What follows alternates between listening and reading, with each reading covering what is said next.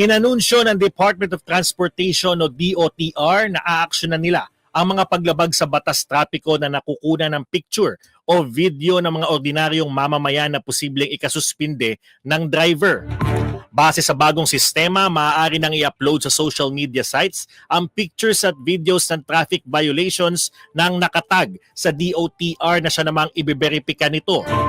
Sa oras na kumpirmado na, mahaharap sa 70 araw na suspensyon ng driver at mas mabigat na parusa ang maghihintay sakaling umulit pa siya tulad ng pagkansela ng kanyang lisensya.